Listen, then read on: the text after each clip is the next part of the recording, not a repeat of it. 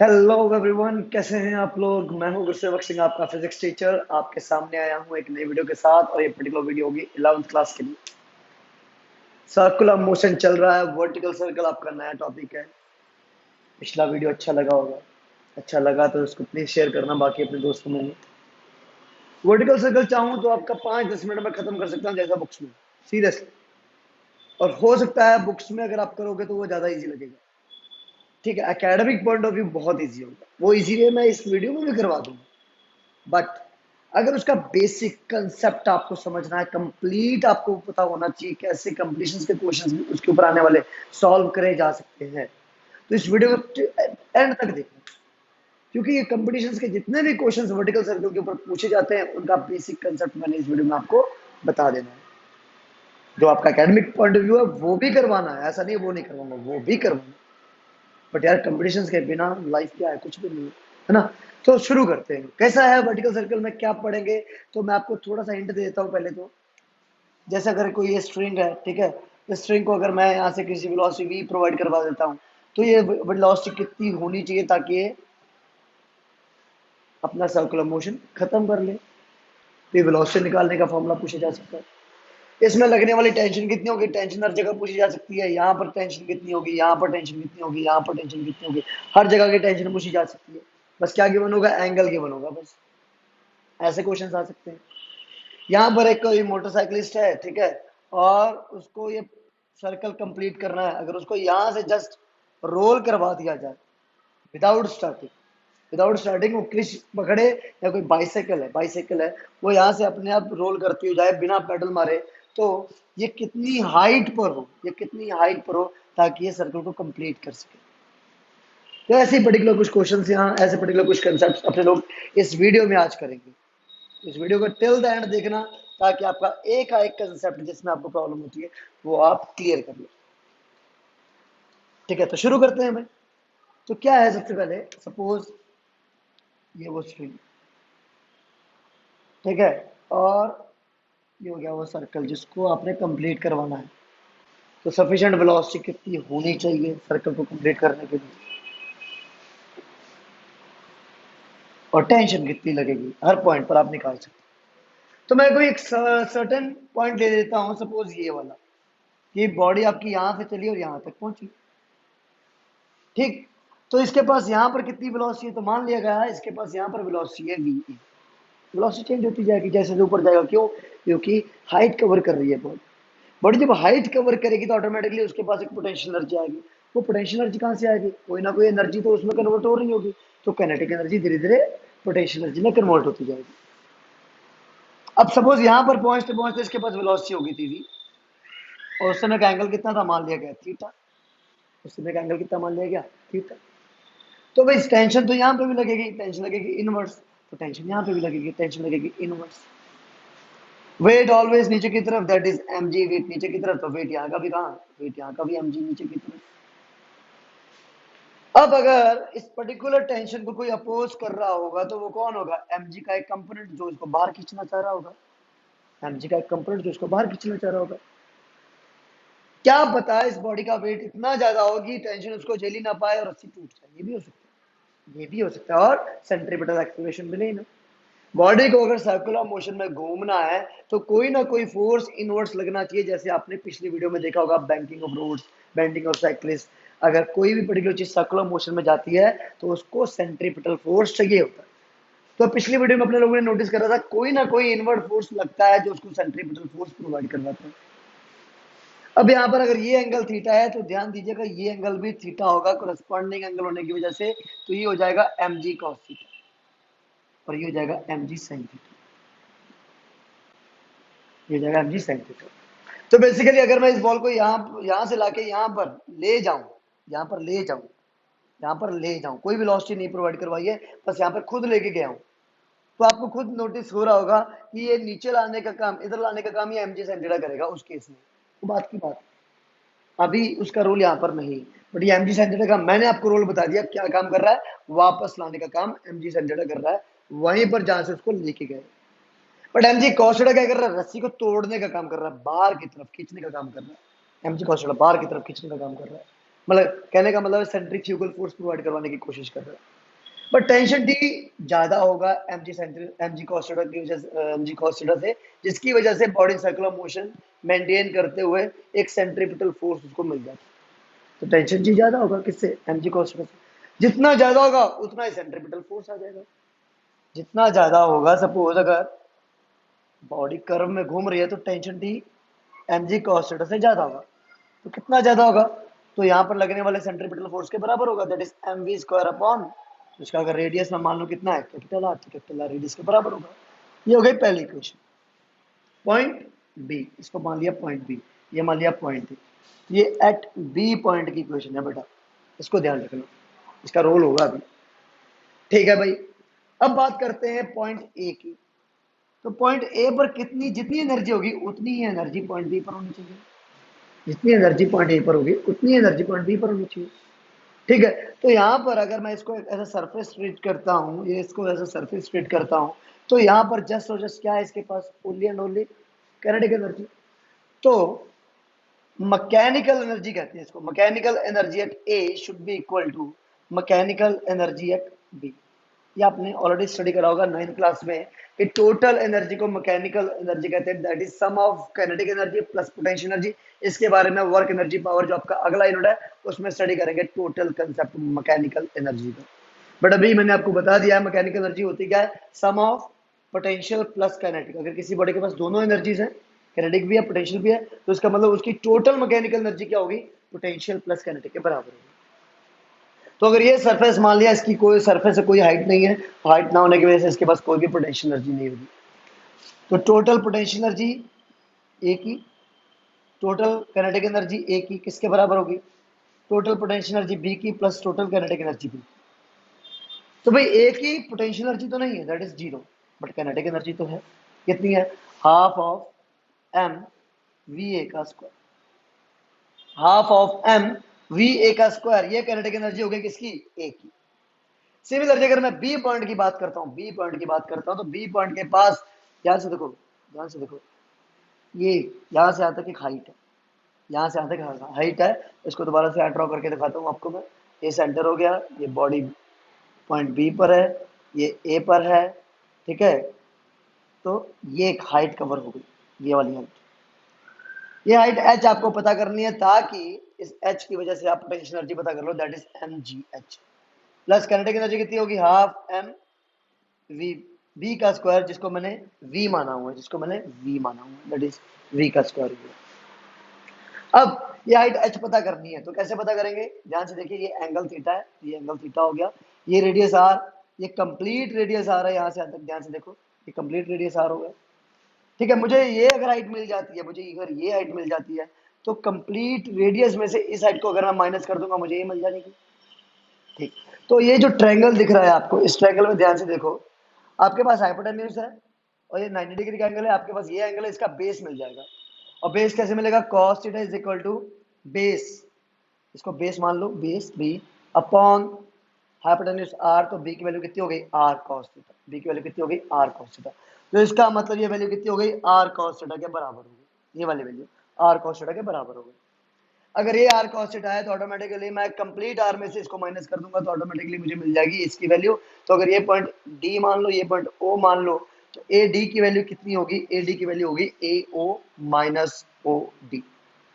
तो ए ओ तो capital are है, और माइनस ओ डी की वैल्यू आप अभी निकाल चुके हो, दैट इज बी जो थी, that is R cos theta. तो आपके पास ए डी की वैल्यू मिल चुकी है, जो कि हाइट है यहाँ पर, जो कि हाइट है। तो इसको कंप्लीट करेंगे, तो हाफ एम वी ए का square is equal to M G, H की जगह आर माइनस आर का cos theta plus half of M V का स्क्वायर। देखो टेंशन की जो वैल्यू निकालनी है वो जनरल निकालनी है सारी कंडीशंस पर, इसी पर्टिकुलर फॉर्मूले से मैं टेंशन की वैल्यू निकाल। तो अगर इस फॉर्मूले को देखो जल्दी से, तो इस फॉर्मूला क्या बन जाता है, फ्रॉम फर्स्ट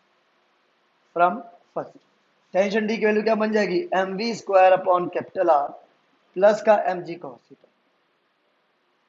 तो यहां से क्या करो, ये v की वैल्यू निकाल के इसमें पुट कर दो, आपको टेंशन की एक जनरल कंडीशन मिल जाएगी। कैसे, तो ध्यान से देखो, एम एम एम सारे कैंसिल आउट हो जाएंगे, 2 से इस कंप्लीट इक्वेशन को मल्टीप्लाई करोगे तो वी ए का square is equal to 2g R minus 2g R cos theta plus V का स्क्वायर। वी स्क्वायर की वैल्यू निकालनी है तो इन दोनों को इधर लेके आओ तो वी स्क्वायर की वैल्यू आ जाएगी वी ए का square minus 2g R plus 2g R cos theta. ये क्वेश्चन नंबर हो गई सपोज 2। इस 2 को इस 3 में रखा, इस 2 को इस 3 में लगाओ तो t is equal to m upon capital R. V square की वैल्यू क्या है वी ए का square minus 2g R plus 2g R cos theta plus M G cos theta. इस m अपॉन आर को अंदर मल्टीप्लाई कर दीजिए तो tension t will be equal to m V A square upon capital R minus R से R cancel हो जाएगा तो 2mg प्लस फिर m अपॉन आर को अंदर मल्टीप्लाई करें तो आर से आर कैंसिल हो जाएगा तो 2mg cos theta plus mg cos theta. तो टेंशन t की वैल्यू क्या आ जाती है, वो आ जाएगी एम वी ए का square upon capital R minus 2mg और प्लस 3mg cos थीटा। तो ध्यान दीजिएगा आप, बहुत इंपॉर्टेंट चीज आने वाली है। टेंशन टी का ये फॉर्मूला है सर, यही फॉर्मूला याद रखना पड़ेगा? नहीं, जरूरी नहीं, जरूरी नहीं है, बट मैंने आपको एक जनरल कंडीशन बता दी है कि अगर कभी भी कोई एंगल बताओ थीटा, ठीक, रेडियस बताओ आर, ठीक, और यहाँ की वेलोसिटी बताओ, यहाँ की वेलोसिटी जो सर्कल को कंप्लीट करने में हेल्प करे, या फिर ना भी करे तो यहाँ की वैल्यू की बनो, इन वैल्यूज को यहाँ पुट करोगे, एक सर्टेन पॉइंट की टेंशन मिल जाएगी। जैसे अगर ये एंगल थीटा है तो ये इसके साथ, तो यहाँ टेंशन डी की वैल्यू ये आ जाएगी। यहाँ की टेंशन नहीं आएगी, ये यहाँ की टेंशन नहीं है, हाँ यहाँ की टेंशन भी मिल जाएगी। अगर यही पर्टिकुलर लाइन वापस आ जाए, यही पर्टिकुलर लाइन वापस आ जाए तो थीटा कितना, जीरो, जीरो पुट करोगे तो यहाँ की टेंशन मिल जाएगी। पुट करके देख लो एक बार, पुट करके देख लो, ऑटोमेटिकली मिल जाएगी। थीटा जीरो तो cos zero one, 3mg minus 2mg तो जस्ट mg बचा, M V A square upon R, तो वी ए की वैल्यू निकालनी पड़ेगी, वी ए की वैल्यू निकालनी पड़ेगी। तो वी ए कितना हो सकता है ताकि सर्कल कंप्लीट हो सके, वी ए कितना हो सकता है ताकि सर्कल कंप्लीट हो सके, तो उसके लिए भी देखना है। तो पहले देखो ये क्या है, ये वी ए स्क्वायर, ये वी ए स्क्वायर क्या है, ये वी ए स्क्वायर है पर्टिकुलर वेलोसिटी जहां पर कोई भी एंगल थीटा बना। अभी के लिए वेलोसिटी किसकी है, अभी के लिए पॉइंट बी की है, अभी के लिए पॉइंट बी की वेलोसिटी है वी ए स्क्वायर। तो वी स्क्वायर जो पर्टिकुलर पॉइंट बी की वेलोसिटी है, अगर मुझे पता करनी हो किसी भी पॉइंट की, तो मुझे जस्ट और जस्ट क्या चेंज करना है, थीटा चेंज करना है। जस्ट और जस्ट क्या कर चेंज करना है, थीटा चेंज करना है, मुझे ऑटोमेटिकली वेलोसिटी मिल जाएगी। कहाँ की, मुझे ऑटोमेटिकली हर पॉइंट की वेलोसिटी मिल जाएगी जहां पर मैं थीटा को लगा दूं उस कंडीशन के अकॉर्डिंग। अगर यहाँ पर सपोज 90 डिग्री है, अगर यहाँ पर सपोज 90 डिग्री है तो 90 डिग्री का एंगल में लगाऊंगा तो cos 90 तो बन गया जीरो, कंप्लीट जीरो हो गया। वी ए की वैल्यू फिर से चाहिए, वी ए की वैल्यू फिर से चाहिए, तो ऑटोमेटिकली वी ए निकालने के बाद उसको पुट करूंगा तो वी स्क्वायर की वैल्यू आ जाएगी। समझ रहे हो ना बात, क्लियर हो रही है ना बात? तो इस तरह से आप टेंशन टी, वी, किसी भी पॉइंट का वेलोसिटी और किसी भी पॉइंट की टेंशन आप इन दो फॉर्मूले से निकाल सकते हो। एक बार देख लो, स्क्रीनशॉट ले लो जल्दी से इसको। बट अगर आपसे कोई ये पूछ ले कि भाई मैं आपके सामने 3 पॉइंट्स रख रहा हूं, ए, बी और ये वाला पॉइंट हो गया सी, तो मैं बात कर रहा हूं भाई ये टेंशन टी का जो फॉर्मूला आपने ड्राइव करा है, इसका यूज क्या है। तो अगर कंपटीशन में क्वेश्चन आ जाता है, which of the following points A, B and C have maximum tension, यहाँ arrange the in order, that is tension T है ज्यादा है टेंशन बी से, और टेंशन सी, टेंशन सी ज्यादा है, कम है, सॉरी ज्यादा है टेंशन बी से, और ज्यादा किससे, ए से। यहाँ तीनों के तीनों ही इक्वल हैं, कभी ऐसा पूछा जाए। और यहाँ फिर ऑप्शन नंबर जो 4 है वो कहता है नन ऑफ दीज। तो उस केस में क्या करना है, उस केस में सिंपल क्या करना है, सब में थीटा पुट करके देखो। तो सपोज अगर ये पॉइंट बी इस समय मैंने यहाँ पर लेके गया हूँ इसको, तो ए पॉइंट की टेंशन अगर मुझे पता करनी है तो मैं ए पॉइंट पर थीटा को जीरो पुट कर दूंगा। ये पर्टिकुलर फैक्टर जिसका ज्यादा होगा, क्योंकि ऐड हो रहा है, ये पर्टिकुलर फैक्टर जिसका ज्यादा होगा उसकी टेंशन ज्यादा होगी। तो ये पर्टिकुलर फैक्टर उसका ज्यादा होगा जिसका एंगल थीटा सबसे कम होगा, क्योंकि कॉस थीटा है। तो सबसे कम एंगल किसके लिए बन रहा है, तो सबसे कम एंगल बन रहा है सर ये तो किसके लिए, ए के लिए। तो जब सबसे कम एंगल ए के लिए बन रहा है तो आप cos जीरो जब पुट करते हो, cos जीरो जब पुट करते हो बन जाता है 1, तो आ गया 3mg। तो 3mg ऐड होगा ए में, तो इसका टेंशन टी सबसे ज्यादा है, टी ए की वैल्यू सबसे ज्यादा है। बी की बात करो तो बी के लिए cos 90, तो cos 90 जीरो हो गया, तो जीरो इंटू 3mg जीरो, तो ये तो कंप्लीटली जीरो हो गया किसके लिए, बी के लिए। ठीक, तो इसका मतलब ए के बाद बी की बारी आती है। बट अगर आप पॉइंट सी की बात करो तो ये एंगल ऐसे है 180 बन जाता है, तो 180 का मतलब cos 180 -1, तो माइनस होगा अब ये फैक्टर, ये माइनस हो जाएगा किस केस में, ये हो जाएगा सी के केस में। तो माइनस हो रहा है तो ये तो बी से भी कम हो जा रहा है, तो कौन सा ऑप्शन आएगा इन तीनों में से, पहला, दूसरा, तीसरा, चौथा। साफ दिख रहा है पहले वाले को आप टिक करोगे उसके, समझ में आ गया ना ये फॉर्मूले की जरूरत क्या है ना। ठीक है, आगे बढ़ते हैं। भाई मैंने पहले बोला था बड़ी ज्यादा दिक्कत होगी अगर कंपटीशन का समझना, मैं इजी वाला भी करवाऊंगा, अब भी करवाऊंगा इजी वाला भी, चिंता मत करो। बट क्लियरिटी तभी आएगी जब अपने लोग इसके क्वेश्चंस करेंगे, तभी क्लियरिटी आएगी। अभी हो सकता है क्लियरिटी ज्यादा से ज्यादा ना आए, बट क्लियरिटी आएगी, भरोसा रखना बस। अभी मैंने क्या करा है, मैंने एक टेंशन का कंसेप्ट लगाया और मैकेनिकल एनर्जी का कंसेप्ट लगाया, और तो कुछ नहीं लगाया ना। ठीक, ठीक है।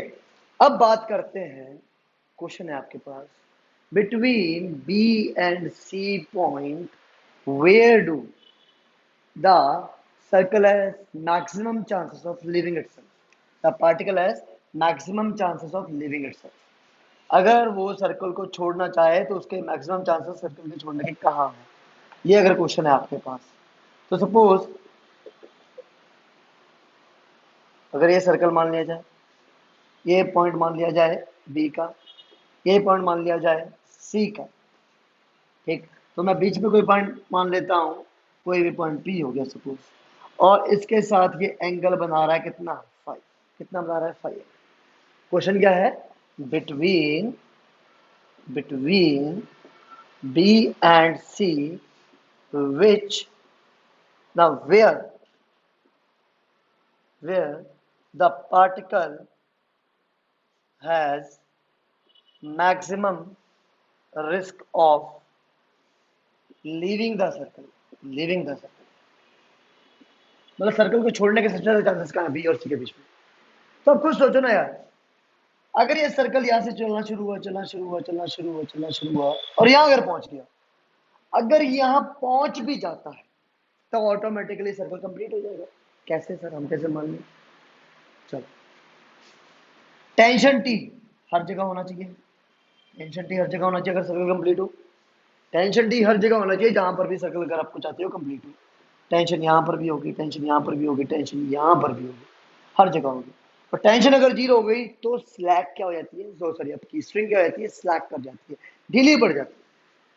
नोट नोट करके लिख लो, if tension T becomes zero then string slacks and circle does not gets complete, and circle does not gets complete। अरे यार लंगड़, बहुत बार लड़ाई होगी पतंग उड़ाने के बाद, ऐसे उसको घुमाया भी होगा, आराम से घुमाया होगा तो यहाँ तक गई होगी, वो रस्सी ढीली हो जाती है, वापस वहीं गिर जाती है नीचे की तरफ। और तेज घुमाते हो तो इसलिए घूमती रहती है, जब इजिली घूमती रहती है तो उस समय नीचे की एक सर्टेन वेलोसिटी होनी चाहिए, ऊपर की एक सर्टेन वेलोसिटी होनी चाहिए, वो दोनों वेलोसिटीज कैसी हो ताकि सर्कल कंप्लीट हो जाए। ठीक है, उनको क्रिटिकल वेलोसिटी कहते हैं, बुक्स में ही लिखा है, बड़ा सा नहीं है। क्रिटिकल वेलोसिटी वो पर्टिकुलर वेलोसिटी होती है कि एक पर्टिकुलर बॉडी सपोज अगर यहां से चल रही है, यहां से चल रही है, और उसको लेके जाना है यहां तक, बी तक, तो बी तक लेके जाने की जो वेलोसिटी है, पहुंचाने की जो वेलोसिटी है, उसको क्रिटिकल वेलोसिटी कहा जाता है। बुक्स में लिखा हुआ है, ज्यादातर अच्छी बुक्स पढ़ा करो, कि जो आपके पास होगी या कोई भी आपके पास, आपने कहीं से भी अगर पढ़ा है, कहीं से भी ये पढ़ा है, ये क्रिटिकल वेलोसिटी वो वेलोसिटी होती है जिसकी वजह से सर्कल कंप्लीट होता है। अगर ये पढ़ा तो गलत पढ़ लिया भाई। क्रिटिकल वेलोसिटी वो वेलोसिटी होती है जिसकी वजह से एक पॉइंट से दूसरे पॉइंट पर अगर आप जाओ, तो जिस पर्टिकुलर वेलोसिटी से आप एक पॉइंट से दूसरे पॉइंट पर जा पा रहे हो, उस वेलोसिटी को नाम दिया जाता है क्रिटिकल वेलोसिटी। अब मैं बात कर रहा हूं कि ए बी और सी के बीच में मैक्सिमम चांसेस कहां है सर्कल के लीव करने के, तो भाई मैक्सिमम रिस्क कहां है, तो अगर सर्कल यहाँ पहुंच जाता है, अगर सर्कल यहाँ पहुंच जाता है तो ऑटोमेटिकली आपको सबसे पहली चीज जो ये समझनी होगी कि टेंशन यहाँ की कितनी हो जाएगी। टेंशन अगर यहाँ की कितनी हो जाएगी, अगर यहाँ टेंशन जीरो हो गई, जो टेंशन अंदर की तरफ लग रही है, अगर टेंशन जीरो हो गई तो आपके दिमाग में क्या होगा, string slacks, string slacks and circle will not complete, circle will not complete, यही होगा। बट एट पॉइंट सी ऐसा नहीं है, बस बस और बस एट सी ऐसा नहीं। सी पर अगर बॉडी पहुंच जाती है, एक बार पहुंच जाती है और पहुंचने के बाद अगर टेंशन जीरो भी हो जाती है, टेंशन जीरो भी हो जाती है, तो जो सर्कल है आपका कंप्लीट हो जाएगा। ऐसे कैसे सर, ये नोट गलत लिखवा दिया ना, ये आप अगर लिखना चाहो तो लिख सकते हो except C, except at the highest, at highest, highest point पर की बात हो रही है यहाँ पर। हाईएस्ट पॉइंट को अगर आप छोड़ दो तो बाकी हर जगह पर अगर टेंशन जीरो हो गई तो आपका स्ट्रिंग स्लैक कर जाएगा और टेंशन और पर्टिकुलर मोशन आपका सर्कुलर मोशन कंप्लीट नहीं होगा। तो सर यहाँ क्या है ऐसा, देखो सपोज अगर ये बॉडी यहाँ पर पहुंची है, टेंशन टी जीरो हो गई, टेंशन टी जीरो हो गई, तो ऑटोमेटिकली क्या होगा, उसके पास सडन समथिंग कुछ भी वेलोसिटी होगी, आगे तक जाएगी, यहाँ गिर जाएगी। बट अगर यहाँ पर्टिकुलर बॉडी होगी और उसके पास टेंशन टी जीरो हो चुकी है, तो एक सर्टेन वेलोसिटी होगी इसके पास भी जो इसको आगे लेके चली जाएगी, और थोड़ा सा आगे लेके जाने का मतलब टेंशन टी फिर से आ जाएगी।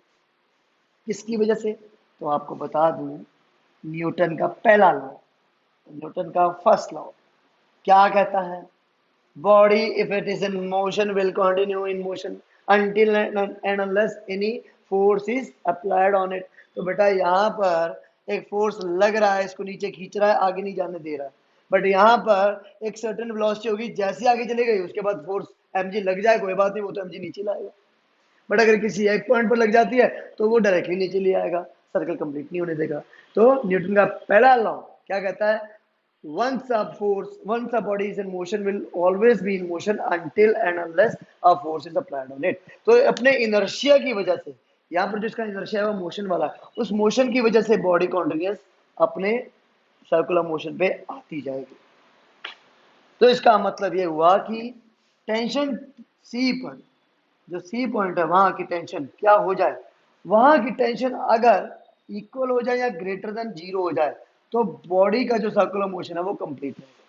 बिल्कुल, the body will move along circular motion, the body will move along circular motion. तो टेंशन टी की वैल्यू अगर जीरो से ज्यादा हो जाती है, अच्छी बात है, जीरो भी हो जाती है कोई प्रॉब्लम नहीं है, बट बॉडी को यहाँ पहुंचना जरूरी है। बॉडी पहुंच जाती है, टेंशन टी ऑटोमेटिकली उस समय जीरो हो जाती है, तो कोई प्रॉब्लम नहीं है, बॉडी आपका सर्कुलर मोशन कंप्लीट कर, ठीक है। तो अगर मैं कोई एंगल फाइव मान रहा हूँ यहाँ पर और उसकी वजह से टेंशन अंदर की तरफ लग रही है, टेंशन टी, और अगर यहाँ पर कोई मास एम है और उसकी वजह से ये अगर एम जी है, एम जी तो यार नीचे लगेगा ना अर्थ की तरफ परपेंडिकुलरली, तो ये एंगल फाइव, तो ये एंगल फाइव हो जाएगा। तो आपका ये एम जी का एक कंपोनेंट इधर आ जाएगा, that is M G cos five, M G cos five, और ये इधर की तरफ एम जी साइन फाइव। तो ये दोनों जो कंपोनेंट अंदर की तरफ लग रहे हैं, टेंशन टी और एम जी कॉस फाइव, तो ये दोनों क्या कर रहे होंगे, सेंटर की तरफ कौन सा फोर्स लगा रहे होंगे, ये लगा रहे होंगे सेंट्रीपिटल फोर्स। तो tension T plus M G cos five दोनों मिलकर प्रोवाइड करवाएंगे centripetal force, that is M V square upon R. तो भाई आर ऐसा रेडियस यहाँ पर लगा तो ऑटोमेटिकली टेंशन टी की वैल्यू कितनी हो जाती है, M V square upon capital R minus M G cos five. तो अगर एट पॉइंट सी की बात करें, एट सी की बात करते हैं, एट सी की बात करते हैं, तो उसके अकॉर्डिंग टेंशन टी की वैल्यू क्या होनी चाहिए, greater than equal to zero. तो आपने क्या करा, टेंशन टी की जगह इनको पुट कर दिया, M V square upon capital R minus M G cos five greater than equal to zero, greater than equal to zero, ठीक। तो एम जी कॉस फाइव को उधर भेजा, तो M V square upon capital R greater than equal to zero, that is M G cos five हो जाएगा इधर आके, तो एम से एम कैंसिल हो जाएगा। तो v वेलोसिटी की वैल्यू कितनी हो जाएगी, तो v square should be greater than equal to R G cos five, यहाँ पर v की वैल्यू क्या हो जानी चाहिए, greater than equal to under root of R G cos, under root of R G cos. तो ये वो पर्टिकुलर वेलोसिटी है, अगर आपको एंगल फाई मिल जाए तो ऑटोमेटिकली आप क्या निकाल सकते हो, आप वेलोसिटी निकाल सकते हो। तो यहाँ की वेलोसिटी अब इसलिए निकाल लोगे, कोई दिक्कत नहीं होने वाली है। तो फाई की वैल्यू, तो ये पर्टिकुलर पॉइंट अगर आपका यहाँ जाता है तो ध्यान से देखिए, यहाँ जाता है तो ऑटोमेटिकली क्या प्रोवाइड करा पाएगी ये वेलोसिटी भी, critical velocity at point. So this is the critical velocity at point, critical velocity at point C। कहने का मतलब अगर बॉडी को यहां से स्टार्ट कर रहे हो किसी वेलोसिटी va के साथ, उसको यहां तक पहुंचाना है, उसको यहां तक पहुंचाना है, यहां तक, तो यहां पहुंचने पहुंचने तक उसके पास कितनी वेलोसिटी होनी चाहिए, फाई को क्या कर दो, जीरो कर दो। फाई जीरो कर दिया जाए तो वेलोसिटी v की वैल्यू कम से कम और ज्यादा से ज्यादा कितनी हो सकती है, आर जी का cos phi, sorry under root of R G हो सकती है, क्योंकि फाइव तो जीरो लगा दिया। तो पॉइंट सी पर जो वेलोसिटी है वो कितनी हो सकती है, कम से कम आर जी के बराबर। उससे ज्यादा कर दोगे तो वो तो कोई दिक्कत ही नहीं है, वो तो सर्कल कंप्लीट करवा ही देगा। तो पॉइंट ए से अगर आप चलती है बॉडी और पॉइंट सी तक जाती है, तो ए की कितनी वेलोसिटी हो ताकि वो पॉइंट सी पर पहुंचा दे, तो उसकी तो वेलोसिटी मैं ढूंढ लूंगा। बट उससे पहले ये देखो, सी तक पहुंचते पहुंचते उसके पास कितनी वेलोसिटी हो, कितनी वेलोसिटी हो, अंडर रूट ऑफ आर। ऐसी पर्टिकुलर वेलोसिटी ए से चले और सी तक पहुंच जाए, सी तक पहुंच गए तो क्रिटिकल वेलोसिटी कितनी हो जाती है, v equal to under root of R G. अगर यही काम मुझे ए से करना है और बी तक पहुंचाना है, ए से करना है और बी तक पहुंचाना है, तो बी पर कितनी वेलोसिटी हो ताकि बी पर बी तक पहुंच जाए। तो भाई अगर यही लाइन यहाँ आ जाए, यही लाइन यहाँ आ जाए, 590, 590 तो cos 90 zero, velocity at B zero. हाँ जी, बस बॉडी यहाँ से गई, यहाँ तक पहुंचा दी, बस बॉडी को यहाँ तक पहुंचाने का काम करना है, पहुंचाने का काम करना है, आगे जा रही है नहीं जा रही है हमें कोई मतलब नहीं है। तो ऐसे ही particular critical velocity point B पर कितनी होगी ताकि बॉडी ए से चले और बी तक पहुंच जाए, तो जीरो हो जाए। तो at point B critical velocity क्या हो जाती है, क्रिटिकल वेलोसिटी वीबी की जीरो हो जाती है, लेस देन और ग्रेटर देन और इक्वल टू जीरो हो जाए। मैं यही तो बता रहा था भाई, क्रिटिकल वेलोसिटी बुक्स में जैसे लिखा हुआ है एक सर्टेन वेलोसिटी जिसकी वजह से सर्कल कंप्लीट हो, नहीं नहीं नहीं नहीं ऐसा नहीं। क्रिटिकल वेलोसिटी वो वेलोसिटी होती है जिसकी वजह से बॉडी एक पॉइंट पर पहुंच सके। बॉडी को अगर यहाँ से चलाना है और यहाँ तक पहुंच सके, तो यहाँ तक पहुंचने के लिए उसकी यहाँ की वेलोसिटी कितनी हो, जीरो हो जाए, कोई दिक्कत नहीं, पहुंच जाएगी यहाँ तक।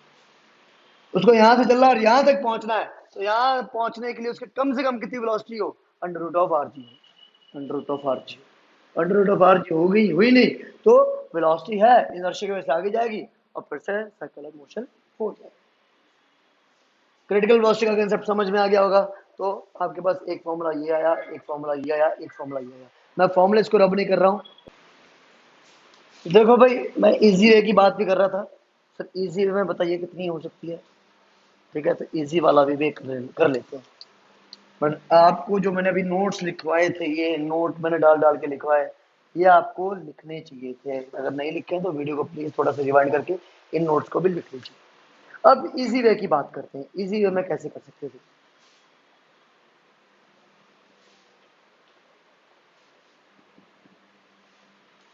देखो क्या करा था भाई, ये बॉडी थी, ठीक, ये पॉइंट सी था, ठीक, ये पॉइंट ए था, ठीक, ये पॉइंट बी था, ठीक है भाई, ठीक। और ये कोई पॉइंट आपने माना हुआ था फाई एंगल वाला। मैं अगर पॉइंट बात करता हूँ सी की, तो पॉइंट सी ध्यान से देखिए क्या हो रहा है, टेंशन टी नीचे लग रहा है, एम जी नीचे लग रहा होगा, टेंशन टी नीचे लग रहा है, एम जी नीचे लग रहा होगा, दोनों के दोनों मिलकर क्या प्रोवाइड करवाएंगे, टी प्लस एम जी मिलकर क्या प्रोवाइड करवाएंगे, M V square upon R provide करवाएंगे। आर क्या यहाँ पर क्या हो जाएगा, कैपिटल हो जाएगा। Tension T plus M G दोनों मिलकर क्या प्रोवाइड करवाएंगे, दोनों मिलकर यहाँ का क्या प्रोवाइड करवाएंगे, दोनों मिलकर यहाँ का सर्कुलर मोशन और सेंट्रीपिटल फोर्स प्रोवाइड करवाएंगे। टी और एम जी दोनों मिलकर सेंट्रीपिटल फोर्स प्रोवाइड करवाएंगे, ठीक। पॉइंट सी की मिनिमम कंडीशन क्या हो जाए, tension T less than equal to zero हो जाए, tension T less than equal to zero हो जाए, यही तो है, यही तो है, ठीक। तो आपने क्या करा, टेंशन टी को यहाँ पर जीरो पुट कर दिया, तो M G will be equal to what, M V square upon R. तो m से m कैंसिल हो गया, तो v square is equal to G R. तो v की वैल्यू क्या हो गई, under root of G R. अरे सर क्या करवाया, वो क्यों करवाया आपने, क्यों करवाया? किसी भी कंडीशन के अगर वेलोसिटी निकालनी होती है किसका इसकी जरूरत पड़ती सबसे पहले इसी की जरूरत पड़ेगी किसी भी पॉइंट पर, तो आपको पॉइंट सी से एंगल फाई निकालना पड़ेगा, वेलोसिटी भी ऑटोमेटिकली मिल जाएगी। तो टेंशन डी की वैल्यू अगर greater than equal to zero हो जाती है तो आप इजीली वी की वैल्यू निकाल सकते हो, हाँ है ना, बिल्कुल निकाल सकते हो, कोई प्रॉब्लम नहीं होने वाली है। ठीक है, तो इस तरह से आप इजी वे में वेलोसिटीज का पता कर सकते हैं। अगर मैं बात करता हूं पॉइंट बी की अगर मैं बात करता हूं, तो पॉइंट बी पर अगर बॉडी को पहुंचाना है तो टेंशन टी इनवर्स है ना, टेंशन टी इनवर्स लग रही है, तो ओनली टेंशन टी ही है जो सर्कुलर मोशन प्रोवाइड करवाएगी, क्योंकि एमजी तो नीचे होगा। तो टेंशन टी की वैल्यू कितनी, M D square upon R के बराबर। तो यहाँ की क्रिटिकल वेलोसिटी निकालनी है, तो जहां पर भी क्रिटिकल वेलोसिटी निकालनी होती है वहां की टेंशन को जीरो कर दिया करो, जहां पर भी क्रिटिकल वेलोसिटी निकाली है वहां की टेंशन को जीरो कर दिया करो। तो टेंशन अगर मैं यहाँ पर जीरो कर देता हूँ तो क्या मिल जाता है, M V square upon R के बराबर, तो वी भी क्या हो जाती है, जीरो के बराबर। तो थोड़ी देर पहले क्या निकाली थी, तो निकाली थी। तो ये इसी वे है, ये बहुत इजी वे है, ऐसे भी आप कर सकते हो, कोई दिक्कत नहीं है। चलो भाई, अब निकालते हैं एक ऐसी वेलोसिटी लोएस्ट पॉइंट की, एक ऐसी वेलोसिटी लोएस्ट पॉइंट की कि आपका जो सर्कल है वो कंप्लीट हो जाए। तो लिखिए क्वेश्चन, और शिट कोई बात नहीं, मैंने फॉर्मूले को रब कर दिया।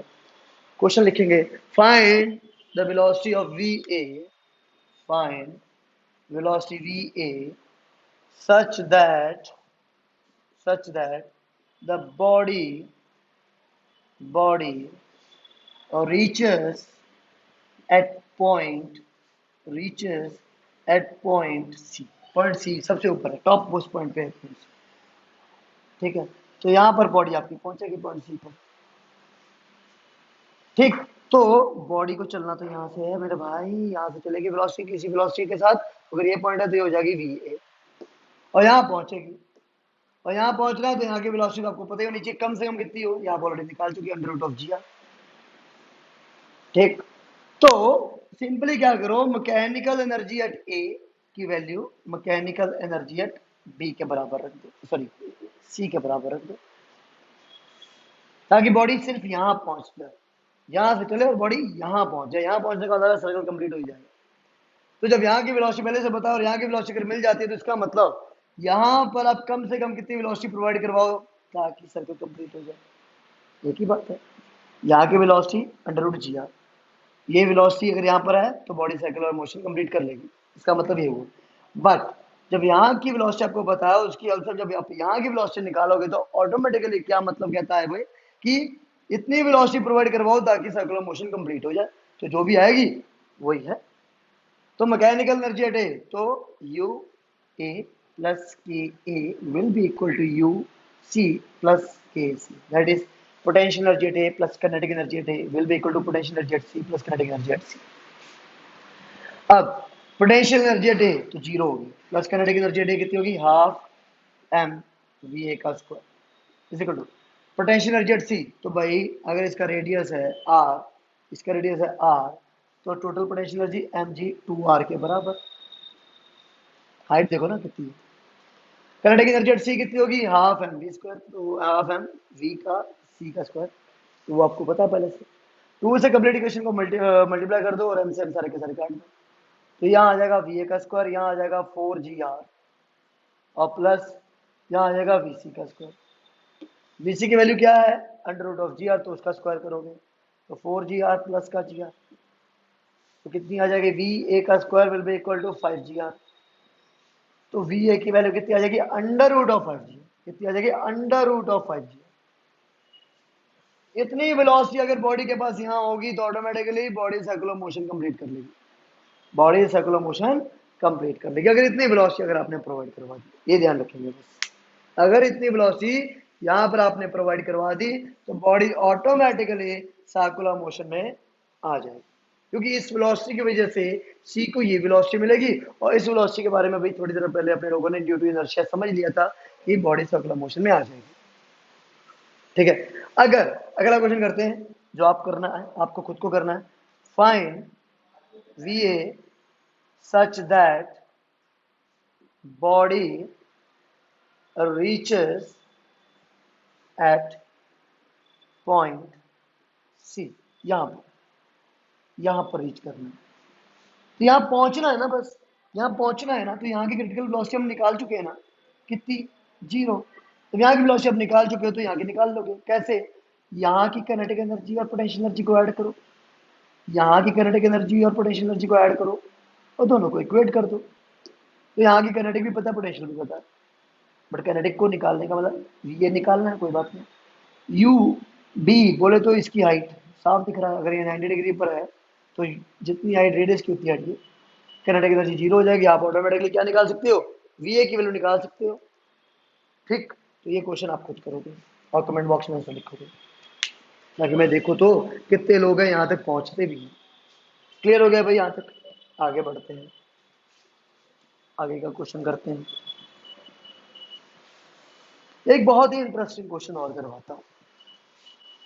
वर्टिकल सर्कल बहुत इंपॉर्टेंट टॉपिक है, मुझे पता है आप लोगों के थोड़े से होश उड़े होंगे आज, क्योंकि टॉपिक ही ऐसा है। चाहता तो 5 मिनट में सच्ची में खत्म करवा सकता था और वो आपको बहुत आसान लगता और लगता यार सर ने तो बड़े अच्छे से समझा दिया, बट मुझे आपको बेवकूफ नहीं बनाना था फ्रेंकली। कंपटीशन में अगर इसका क्वेश्चन आ जाए वर्टिकल सर्कल का, तो जो टॉपिक बुक्स में है, जैसा बुक्स में अगर वैसे आपको समझा दिया जाएगा तो क्वेश्चन नहीं हिलेगा। सपोज अगर मैं शुरू में मैंने क्वेश्चन की बात करी थी, अगर ये साइकिलिस्ट यहाँ पर, साइकिलिस्ट है यहाँ पर और उसको रोल करवा दिया जाए और बोल दिया जाए भाई तुझे इस पर्टिकुलर सर्कल को कंप्लीट करना है जिसका रेडियस आर है, मान लिया जाए वो 10 मीटर है, मान लिया जाए वो 10 मीटर है, तो तुझे कितनी हाइट से रोल करना चाहिए, तुझे कितनी हाइट से रोल करना चाहिए। ठीक, तो भाई मुझे सिंपली उन्होंने पूछा हाइट बता दे कितनी है, और कुछ नहीं, और गिवन क्या क्या, only and only radius R given है और कुछ नहीं, 10 मीटर का। Only and only radius R given है 10 मीटर का और कुछ नहीं गिवन है। ठीक है, तो भाई सर्कल को कंप्लीट करने के लिए बॉटम की वेलोसिटी अभी थोड़ी देर पहले आपने निकाली, कितनी होती है, 0.8 की, वो होनी चाहिए √5 g r, बिल्कुल होनी चाहिए। तो इसका मतलब अगर ये वेलोसिटी मिल जाती है, बॉडी सर्कुलर मोशन कंप्लीट कर लेती है। ठीक, तो इस हाइट पर इसके पास क्या होगी, एक पोटेंशियल एनर्जी होगी और वो पोटेंशियल एनर्जी धीरे धीरे धीरे धीरे डिक्रीज होते होते होते 0 हो जाएगी, और जब 0 होगी तो वो कन्वर्ट हो चुकी होगी किसमें, पोटेंशियल में, सॉरी काइनेटिक में। तो ये सारे के सारे पोटेंशियल उस काइनेटिक के बराबर हो गए। तो हम दोनों को इक्वेट कर देते हैं, M G H should be equal to half of M V A का स्क्वायर, एम से एम कैंसिल हो गया। ठीक है, और वी ए की वैल्यू कितनी है उसको पुट करोगे तो G H will be equal to half, ये आ जाएगा 5 g r, जी से जी कैंसिल हो जाएगा तो एच की वैल्यू 5r/2, मतलब 5r/2। आर के लिए 10 मीटर पुट करोगे तो H is equal to 5 into 10 divided by 2, कितना गया, 25 मीटर से की हाइट से रोल करवा, सर्कल जो 10 मीटर का है ऑटोमेटिकली कंप्लीट कर लेगा।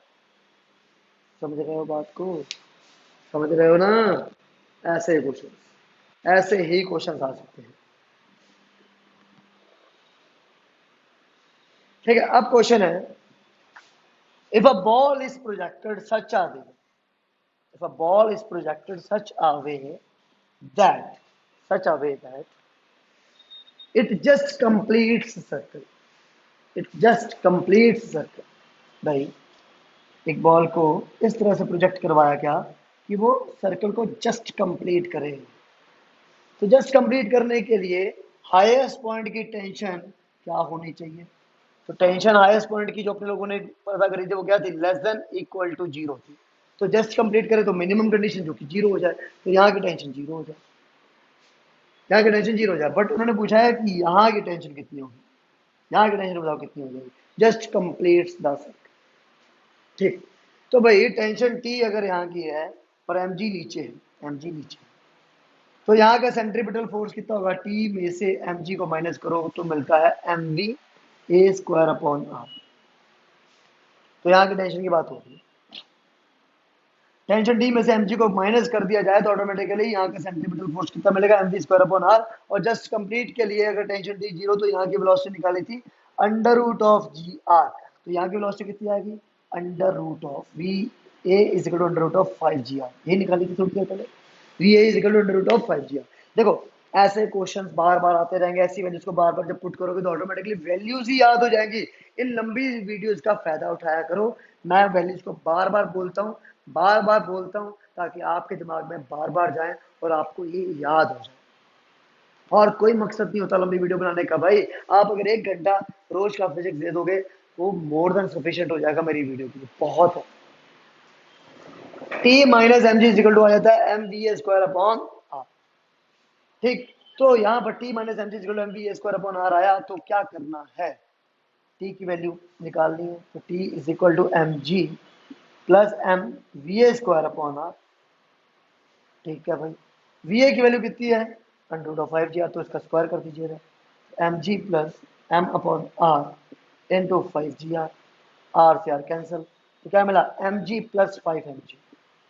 कितना हो जाएगा वो, 6 mg के बराबर। तो कहने का मतलब टेंशन कितनी, 6 टाइम्स ऑफ mg। तो mg तो कुछ भी नहीं उगाड़ पाएगा टेंशन। क्या रस्सी टूटेगी, नहीं टूटेगी। अगर बॉडी यहाँ पहुंच चुकी है तो इस रस्सी के ऊपर की जो टेंशन होगी इस समय जो इसको इनिशियली मिलने वाली है वो 6 टाइम्स ऑफ mg होगी, अगर ये रस्सी यहाँ पहुंचने के लायक है तो। ठीक है, एक क्वेश्चन आप खुद करो, एक क्वेश्चन आप खुद करो। Find the tension, find the tension at point A if the body is just able to, if the body is just able to reach point B, if the body is just able to reach point B, तब की tension आपको पता करनी है। अब आपको तब की टेंशन पता करनी है कि जब बॉडी यहाँ पहुंच सके बस। अच्छा सर ये कैसे करेंगे, तो बेटा जब बॉडी जस्ट यहाँ पहुंच सके तो यहाँ की वेलोसिटी कितनी होगी, क्या ये होगी, ना ना ना ना ना, ये वेलोसिटी तब की है जब बॉडी यहाँ पहुंच सके जस्ट। तो जस्ट यहाँ पहुंच सके तो वो वेलोसिटी कितनी होगी, थोड़ी देर पहले निकाली है ना, कितनी आई, अंडर रूट 2 जी आर आई थी ना, वही। तो ये वेलोसिटी तब की है जब बॉडी जस्ट यहाँ पहुंच सके। तो इस बार इस वी ए को लगा देना यहाँ पर, टेंशन आ जाएगी, बता देना कितनी है। ऐसे क्वेश्चंस करने हैं मेरे लाल पिलो, हो जाने चाहिए। ठीक है, कैसा लग रहा है, मजा तो नहीं आ रहा होगा, मुझे पूरा पूरा यकीन है, क्योंकि टॉपिक ही ऐसा है, टॉपिक ही टफ, बहुत टफ। अब एक क्वेश्चन और देखो भाई, सपोज ये सर्कुलर मोशन, ये सर्कुलर मोशन, ठीक है, और यहाँ की जो बॉडी है उसकी वेलोसिटी है v is equal to under root of 8 G R. अच्छा सर 5 जी आर चाहिए होती है सर्कल कंप्लीट करने के लिए, आप 8 जी आर दे रहे हैं। हाँ तो क्या ये दे रहा हूँ, मेरी मर्जी, दे दिया जाएगा तो ऑटोमेटिकली वो अब इजीली घूमेगी। तो यहाँ की टेंशन सर जीरो नहीं होगी, फिर बिल्कुल नहीं होगी। तो पता करेंगे ना, तो find tension at A comma B and C. अगर ये क्वेश्चन आप वीडियो को पॉज करके खुद कर रहे हो तो भाई you are one of my brilliant brilliant students, अगर आप खुद कर रहे हो। बट अगर नहीं कर रहे हो तो देख लो मैं करवा रहा हूँ। तो भाई यहाँ की टेंशन पता करनी है टी ए, ठीक, यहाँ की टेंशन पता करनी है टी बी, ठीक, और यहाँ की टेंशन पता करनी है टी सी। तो ये हो गया ए पॉइंट, ये हो गया बी पॉइंट, ये हो गया सी। तो भाई यहाँ की वेलोसिटी फिक्स्ड है, अब अंडर रूट 8 जी आर है यहाँ की वेलोसिटी, ठीक है सर। तो यहाँ की वेलोसिटी कितनी होगी और यहाँ की वेलोसिटी कितनी होगी, क्योंकि अगर मुझे वेलोसिटीज मिल जाती है, अगर मुझे वेलोसिटीज मिल जाती है तो मैं ऑटोमेटिकली टेंशन निकाल सकता हूँ। कैसे, देखो ना, पॉइंट ए, एट ए क्या होगा, टेंशन ऊपर एम जी नीचे, तो tension T A minus M G will give you what, M V A square upon R. Okay, V A तो पता है, वी ए पता है, वी ए पता है, तो ऑटोमेटिकली टेंशन एम के टर्म्स में आ जाएगी। और क्या, टेंशन टी की वैल्यू एम के टर्म्स में आ जाएगी। तो देखते कैसे नहीं आएगी, T A will be equal to M G plus M upon R, V की जगह under root of 8 G R, तो आया जस्ट 8 जी आर। तो सॉरी, आर से आर कैंसिल, कितना आया 9 mg, कितना आया 9 mg। Oh my God. Okay, तो यहाँ की कितनी होगी, तो पहले काम क्या करो, यहाँ की पोटेंशियल एनर्जी यू बी, यहाँ की किनेटिक एनर्जी ए बी, वो इसको इसके साथ इक्वेट कर दो। तो at A U A plus K A provides you what, potential energy plus kinetic energy provides you what, U B plus K B, मतलब दोनों की मैकेनिकल एनर्जी सेम होनी चाहिए। यहाँ पोटेंशियल एनर्जी तो है नहीं, zero, plus half of M V A का स्क्वायर, वो आपको पता है। यूपी की वैल्यू पता है, जी, एम जी हाइट कितनी है, आर के बराबर, आर लगा दे, प्लस इस बार काइनेटिक एनर्जी होगी, क्यों, क्योंकि 8 जी आर है। ये जीरो तब होती है, वी भी जीरो तब होती थी जब यहाँ की वेलोसिटी वी ए कितनी होती थी, under root of 2 G R. याद आया। अब under root of 8 G R है तो कुछ ना कुछ तो वेलोसिटी होगी। तो कंफ्यूज ना होना, इसको मैं मिटा देता हूँ, कंफ्यूज ना हो। अब अगर under root of 8 G R है, उसकी वैल्यू तो पता है, तो half of M V B का स्क्वायर, तो वी बी निकालनी है, वी ए पता है, पहले 2 से मल्टीप्लाई कर दो, तो एम इंटू वी ए का स्क्वायर, तो 8 G R is equal to M G R plus half of M V B का स्क्वायर। इसको इधर ले आओ तो माइनस होगा, तो 7 mgr, 7 mgr is equal to half of M V B का स्क्वायर। कुछ गड़बड़ हो गया, कुछ गड़बड़ तो नहीं हो गया?